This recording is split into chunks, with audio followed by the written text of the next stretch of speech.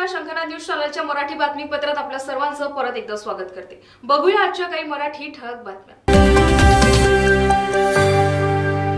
नागपूरच्या सुरेश भट सभागृहात कामगारांना घरगुती साहित्य वाटप कार्यक्रमाच्या दरम्यान झालेल्या चेंगराचेंगरीत एका वृद्ध महिलेचा मृत्यू झाला तर अनेक जण जखमी झालेत। या प्रकरणी भाजप व महाराष्ट्र इमारत बांधकाम कामगार कल्याणकारी मंडळ अधिकारी, पदाधिकारी, मंत्री यात दोषी असेल त्याची SIT चौकशी करा अशी मागणी काँग्रेस आमदार विकास ठाकरे यांनी जिल्हाधिकारी यांना निवेदन देऊन केली। शंखनाद न्यूज साठी ब्युरो रिपोर्ट। आपल्याला माहित आहे की महाराष्ट्र शासनाचं कामगार कल्याण मंडळ आणि भारतीय जनता पक्षाच्या वतीने सुरेश भट सभागृहामध्ये कामगार विभागातर्फे मजुरांना किचन किटचं वितरण करण्यात येणार होतं। आता हे शासनाच्या पैशातून वितरण करण्यात येणार होतं।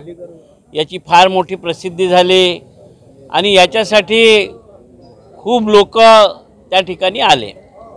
मला वाटते की आजच्या या काळामध्ये एखाद्या गरीब मजुराला तुम्ही सांगाल की आम्ही 20,000ची किट देऊन झालो, तो आपली आजची रोजी तोडून तिथे आला होता। मग आपल्या तेवढ्या लोकांना देण्यासाठी किट उपलब्ध आहेत काय? मग आपण बोलावलेल्या लोकांची तिथे व्यवस्था होणार आहेत काय? ही सर्व जबाबदारी प्रशासनाची राहते। हल्ली प्रशासन एखाद्या पॉलिटिकल पार्टीची मीटिंग असली तर किती लोक येणार आहे म्हणून त्याचं नियोजन करते, परंतु या ठिकाणी या नागपूर शहरातील एवढ्या मजुरांना जमा केलं आपण आणि किट मिळण्याच्या ऐवजी तिथं चेंगराचेंगरीमध्ये एका महिलेचा मृत्यू झाला। आता मला वाटतं याला दोषी कोण आहे याचा शोध घ्यायला पाहिजे। चेंगराचेंगरीमध्ये जी महिला मृत्युमुखी पडले, अनेक लोक जखमी झाले, हे कशामुळे झाले? यांना कोणी बोलावलं होतं? यांना कोणाच्या आदेशाने हा कार्यक्रम आयोजित केला होता? शासनाने कोण कॉन्ट्रॅक्टर होता वाटणारा? हा त्याची जबाबदारी होती काय? कोण कामगार कल्याण मंडळाचा अधिकार आहे की हे ऑर्गनाईज करणार होता? पोलीस विभागाने याची दक्षता घेतली होती काय की इतके लोक येऊन तिथे चेंगराचेंगरी होईल? तर हे नागपूरकरांच्या जीवाशी आणि मजुरांच्या जे बिचारे आपली रोजीरोटी कमवून खुशी राहतात त्यांना प्रलोभन दाखवून आपण बोलावलं, तिथे चेंगराचेंगरीमध्ये जीव गेला। ही अत्यंत निंदनीय घटना या नागपूर शहरामध्ये घडली आहे आणि मला वाटतं की या घटनेमध्ये दोषी कोण आहे याचा शोध व्हायला पाहिजे। थातूर मातूर कारवाई करून चालणार नाही। गोंदिया जिल्ह्यात आमगाव नगर परिषद स्थापनेचा विषय राज्य सरकारने मागील 9 वर्षापासून सर्वोच्च न्यायालयात प्रलंबित ठेवला आहे। अद्याप या प्रकरणावर निर्णय घेण्यात आला नाही, त्यामुळे नागरिक मूलभूत सुविधांपासून वंचित राहत आहेत। आता हा विषय पुढे करीत नागरिकांनी यलगार पुकारत सरळ देशात होऊ घातलेल्या लोकसभा निवडणुकीवर बहिष्कार घालण्याचा निर्णय घेतला आहे। आमगाव नगर परिषद संघर्ष समितीच्या वतीनं नगर परिषद स्थापनेचा न्यायप्रविष्ट प्रकरण राज्य सरकारने निकाली काढावं यासाठी अनेक प्रयत्न करण्यात आलं। आंदोलन, मोर्चे काढून सरकारला धारेवर धरून सुद्धा राज्य सरकारने न्यायप्रविष्ट प्रकरण निकाली काढलं नाही। लोकप्रतिनिधींनीही यात अनेकदा थेट मुख्यमंत्री, उपमुख्यमंत्री यांना भेटून संघर्ष समितीने घेतलेली भूमिका सार्थक करण्यासाठी प्रयत्न केलं, परंतु राज्य सरकारने नगर परिषद स्थापनेचा विषय प्रलंबितच ठेवला। 8 गावातील नागरिकांना मिळणाऱ्या योजना सुविधांपासून वंचित ठेवलं। 2014 पासून नगरपंचायत ते नगर परिषदेचा विषय राज्य सरकारने योग्यपणे हाताळलेला नाही, त्यामुळे अद्यापही हा विषय सर्वोच्च न्यायालयात प्रलंबित आहे। परिणामी नागरिकांना घरकुल योजनेसह अनेक योजनेचा लाभ हा शून्य ठरला आहे। नगर परिषद संघर्ष समितीच्या पुढाकारानं आता आक्रमक पवित्रा घेत नागरिक हितासाठी होऊ घातलेल्या लोकसभा निवडणुकीवर बहिष्कार घालण्याचा निर्णय घेण्यात आला। याबाबत निवेदन देत नागरिकांनी फलक घेऊन घोषणा देत बहिष्कार घालण्याचा निर्णय घेतल्याची माहिती यशवंत मानकर यांनी दिली। शंखनाद न्यूज साठी ब्युरो रिपोर्ट।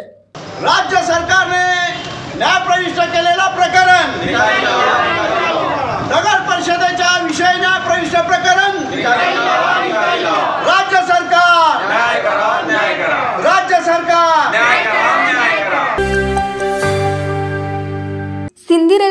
भौगोलिकदृष्ट्या वर्धा जिल्ह्याचा भाग असला तरी त्याला नागपूरपेक्षा वेगळं मानत नाही. त्यामुळे नागपूरमधील उद्योगांना सिंदी ड्राय पोर्टशी जोडून मोठ्या प्रमाणात औद्योगिक विकास घडवून आणण्यासाठी प्रयत्न करणार आहे. येत्या काळात नागपूर हे देशाचं लॉजिस्टिक कॅपिटल म्हणून नावारूपाला आलेलं असेल असा विश्वास केंद्रीय रस्ते वाहतूक व महामार्ग मंत्री नितीन गडकरी यांनी व्यक्त केला.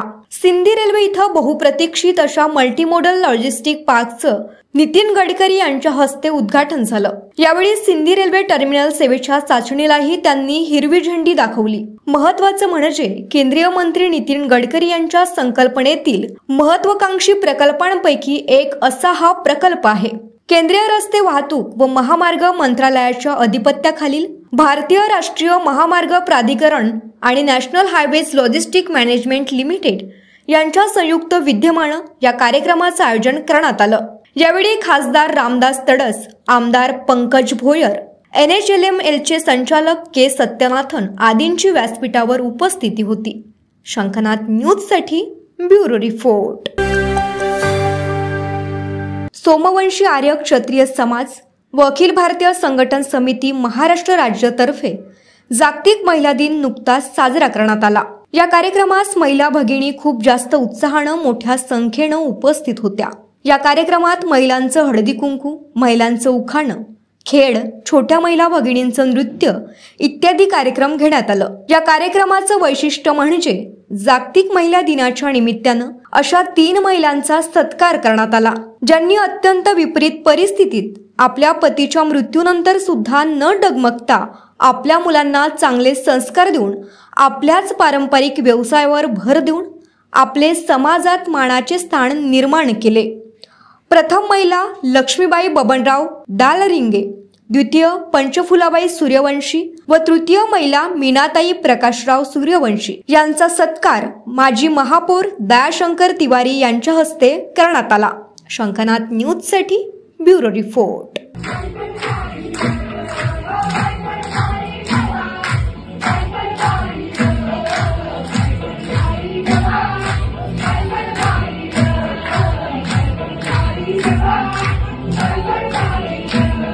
आज जागृत महिला दिनाबद्दल आपण हे सर्व कार्यक्रम आयोजित केले आहे. त्याबद्दल सर्व नारी महिलांना शुभेच्छा. आज मी काहीतरी बोलणार महिलांवर, त्याबद्दल सर्वांनी मैत्रिणींनी माझ्या लक्ष देऊन ऐका. आज मी इथे सावित्रीबाईचा रोल केलेला आहे. आज त्यांच्या जीवनामध्ये काय काय संघटना घडल्या आहेत ते तुम्हाला सर्वांना माहितीच आहे. सांगण्याचं काही तात्पर्य नाही आहे, पण त्यांनी जसा संघर्ष केला आहे तसंच सर्व आपल्या जीवनामध्ये आपण समोर होऊन सगळ्या कार्यक्रमामध्ये सर्वांना एकमेकींना साथ देण्याबद्दल अशी आपली सर्वांची मनोकामना करायची आहे की आज तुम्ही इथे हिंमत देऊन सगळ्या जणी आलेल्या आहे कार्यक्रमाला. तसंच पुढे पण असाच कार्यक्रम सुशोभित व्हावा, सर्वांनी सहभाग घ्यावा. सर्वांनी मागे राहून मला म्हटले नाही असं म्हणू नये, तरी सर्वांनी सर्वजण असं समोर पुढाकार करून सगळे कार्यक्रम करायचे असते. महिला ही सगळे एक जर झाली तर महान शक्ती, महान नारी, महान महिला ह्या सगळ्या जणी एक होऊन सगळे कार्य पार पडावे अशी माझी इच्छा आहे. आणि शिक्षणाबद्दल, संस्काराबद्दल तुम्हाला सगळं माहितीच आहे.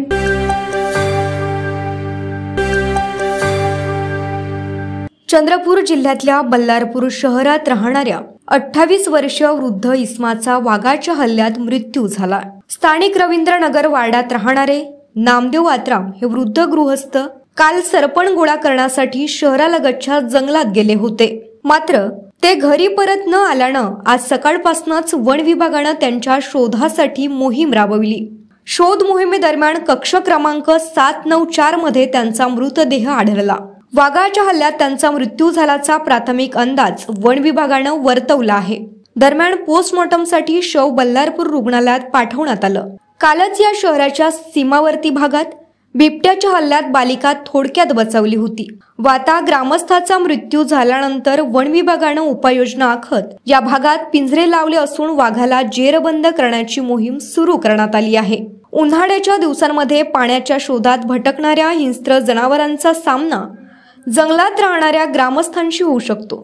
त्यामुळेच ग्रामस्थांनी वन्य प्राण्यांची उपस्थिती असलेल्या जंगलात जाऊ नये असं आवाहन वन विभागानं केलं आहे. वन परिक्षेत्रामधील कक्ष क्रमांक 494 मध्ये श्री नामदेव आत्राम या वय 58 वर्ष हे इसम काल जंगलामध्ये सरपण गोळा करण्याकरता गेले होते. ते घरी परत आले नाही आणि मग त्याबाबत त्यांनी आम्हाला माहिती दिली, तर आम्ही ते सर्च मोहीम राबवली जंगलामध्ये. त्या दरम्यान त्यांचा मृतदेह आढळून आला आणि ते प्रथमदर्शनी ते वाघाच्या हल्ल्यात ठार झाल्याची निष्पन्न होत आहे. या अनुषंगाने त्या वाघाला जेरबंद करण्याची कारवाई आमची सुरू आहे. 2 टीम गठीत करण्यात आलेली आहे. त्या परिसरामध्ये लाईव्ह कॅमेरे लावून आणि 2 रेस्क्यू टीम त्यामध्ये तैनात करून त्याला जेरबंद करण्याची कारवाई सुरू ठेवलेली आहे. जे जंगलालगत जे वास्तव्यास आहेत त्यांनी कृपया जंगलामध्ये जाऊ नये याबाबत आम्ही ऑलरेडी खबरदारीच्या सूचना फलकसुद्धा मोठे बॅनर पण लावलेले आहेत. तरीसुद्धा नागरिक जंगलामध्ये प्रवेश करत आहेत. त्या दरम्यान त्यांचा वाघाचे हल्लेसुद्धा झालेले आहेत. तरी मी सर्वांना विनंती करतो की कुणीही जंगलात कुठल्याही कामानिमित्त जाऊ नये. जर अतिशय महत्त्वाचे काम असेल तर त्यांनी वन विभागाच्या कर्मचारी संपर्क साधून त्यांच्यासोबतच जावे. शंखनाथ न्यूजसाठी ब्युरो रिपोर्ट. तर या होत्या आजच्या प्रमुख बातम्या. परत भेटूया नवीन बातमीपत्रासह. तोवर नमस्कार. सर्व प्रकारच्या पाळीव प्राण्यांसाठी अत्यंत गुणकारी इनोटॉक्स पौष्टिक आहार. नैसर्गिक वापरा, केमिकल टाळा. इनोटॉक्स सह रोगराईस आळा घाला. पशुखाद्य टेक्नॉलॉजिकल ऑडिटिव्ह उत्पादनासाठी महाराष्ट्रातील सर्व जिल्हे व तालुक्यात डीलर्स नेमणे आहे. अधिक माहितीसाठी संपर्क करा 8446625542 738777557.